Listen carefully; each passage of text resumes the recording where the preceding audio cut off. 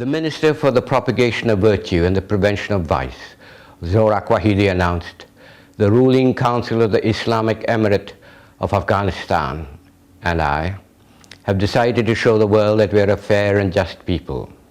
To that end, our government has decided to promote cricket in Afghanistan." Like the others, I raised my head in surprise. Wahidi continued, "We will hold a tournament in 3 weeks. The tournament is open to all Afghans, and we will send the winning team to Pakistan to perfect their playing skills. Women, of course, will not be permitted to play." When I moved to leave with the others, the 2 policemen grabbed me. My brother Jahan tried to stop them, but one Talib hit him.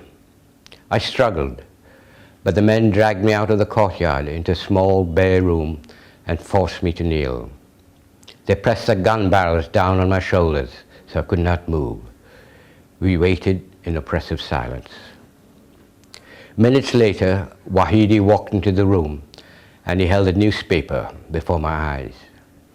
The English headline read, "Taliban execute mother of 5 children." It was my story, and I felt my heart miss a beat, then another. This was why I had been summoned here, and he was about to kill me. Then he lowered a pistol to my line of vision. Through the mesh I saw his fingers around the trigger, the gun like a natural extension of his hand. His finger curled and uncurled, as if it had a mind of its own and was thinking over a decision. I tried prayers, but I couldn't form the words or sentences that would accompany me into the next life. He lowered to squat in front of me, his eyes almost level with mine. I shut mine tight, and yet I felt his eyes piercing the mesh, as if searching the contours of my face.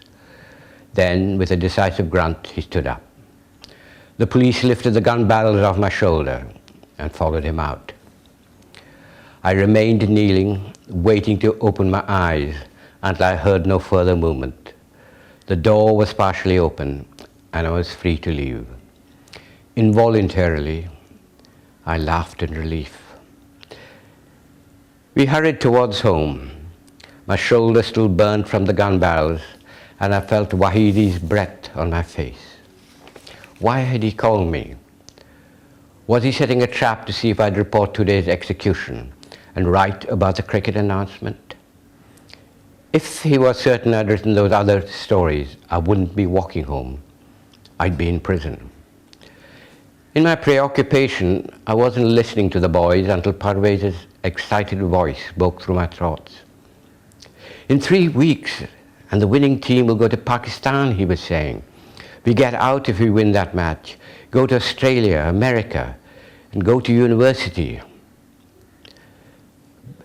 Then Kibad broke in.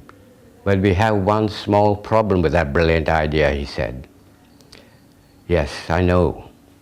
We don't know how to play cricket," Parvez admitted, crestfallen. "We don't," Jahan said, "but Rukhsana does.